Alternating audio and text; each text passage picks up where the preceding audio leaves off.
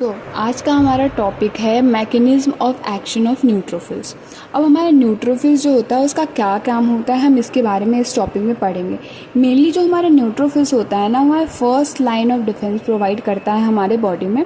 तो सबसे पहले ये हमारा बोन का स्ट्रक्चर है। अब मैंने यहाँ पे ये क्यों बनाया है, ये इसलिए क्योंकि जो हमारा बोन होता है, जिस बोन में हमारे जो बोन मैरो होते हैं, वहीं पर हमारे हर टाइप के सेल्स का फॉर्मेशन होता है, चाहे वो WBC हो, RBC हो या लिम्फोसाइट्स हो, जो भी होता है वो हमारे बोन मैरो में फॉर्म होता है।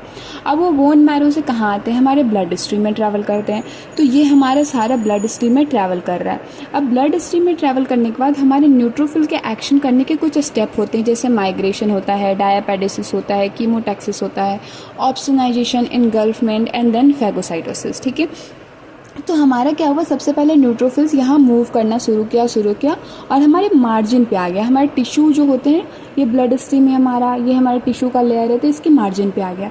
अब यहाँ मार्जिन पे जो आता है, इस प्रोसेस को हम लोग बोलते हैं मार्जिनेशन। क्या बोलते हैं इसको, मार्जिनेशन। देन ये मार्जिनेशन के बाद ये जो हमारा WBC इन न्यूट्रोफिल्स है, ये हमारा कहाँ आता है, ब्लड स्ट्रीम से बाहर निकलना शुरू करता है, जिसको हम लोग क्या बोलते हैं, डायापेडेसिस।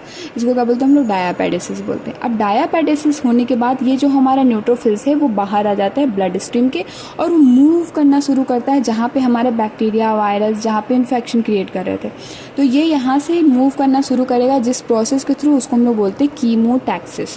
कीमोटैक्सिस क्या होता है, केमिकल सिग्नल होता है जो कि हमारे न्यूट्रोफिल्स को ना इन्फेक्टेड एरिया पे मूव कराने में हेल्प करता है। अब ये कीमोटैक्सिस के थ्रू यहाँ आ गया, ये हमारा बैक्टीरिया, वायरस, फंगाई, जो भी इन्फेक्शन हुआ है वो है। अब ये न्यूट्रोफिल क्या करेगा, इसके ऊपर एक केमिकल के लेयर चढ़ाएगा ताकि वो उसको इनगल्फ कर सके इजीली। तो इस प्रोसेस को हम लोग क्या बोलते हैं, ऑप्सोनाइजेशन। ऑप्सोनाइजेशन करने के बाद हमारा न्यूट्रोफिल उसको इनगल्फ कर लेगा, जिसको हम लोग बोलते हैं इनगल्फमेंट स्टेज। इनगल्फमेंट स्टेज स्टार्ट होने के बाद हमारा स्टार्ट हो जाता है फैगोसाइटोसिस। जो न्यूट्रोफिल्स का मेन काम होता है ना, फैगोसाइटोसिस, वो शुरू हो जाता है। और फैगोसाइटोसिस में क्या होता है, सबसे पहले होती है फैगोसाइटोसिस में मेनली ब्रेकडाउन होता है हमारे बैक्टीरिया, वायरसेस का।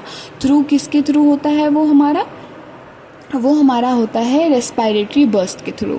अब व्हाट इज़ रेस्पिरेटरी बर्स्ट, ये समझ लेते हैं। रेस्पिरेटरी बर्स्ट में क्या होता है ना, फैगोसाइटोसिस के प्रोसेस में हमें बहुत सारे ऑक्सीजन की रिक्वायरमेंट होती है। ठीक है, तो वहाँ पे लार्ज अमाउंट ऑफ ऑक्सीजन हमारे सेल्स में प्रोवाइड हो जाता है, बहुत सारे ऑक्सीजन आ जाते हैं हमारे सेल्स में। सेल्स के आने के बाद हमारा NADPH जो होता है उसका ऑक्सीडेशन होता है, और वो ऑक्सीडेशन बहुत ज़्यादा ज़रूरी होता है हमारे न्यूट्रोफिल्स के। न्यूट्रोफिल्स जो वर्क करता है ना हमारा फैगोसाइटोसिस, उसके लिए। अब हमारा NADPH का ऑक्सीडेशन हो गया, हमारा O2 आ गया। अब ये जो O2 आता है वो क्या करता है, ये सारे प्रोसेस जो होते हैं उसमें हमारा फ्री O2 माइनस रिलीज होता है। अब ये O2 माइनस जो होता है वो जब 2O2 माइनस और 2H प्लस जब कंबाइंड होते हैं तो बनते हैं H2O2, जिसको बोलते हैं पैरोक्साइड। तो H2O2 हो गया और O2 माइनस हो गया। इन दोनों का काम क्या होता है, ये दोनों जो होते हैं ना वो रिस्पॉन्सिबल होते हैं हमारे फैगोसाइटोसिस के प्रोसेस के लिए। तो यहाँ पे हमारा फैगोसाइटोसिस का प्रोसेस स्टार्ट हो जाएगा और यहाँ हमारा ब्रेक डाउन हो जाएगा बैक्टीरिया, वायरस का, जो कि हम चाह रहे थे। ये होने के बाद हमारा लास्ट में बच जाता है रेस्पिरेटरी पस, पस और पस सेल्स।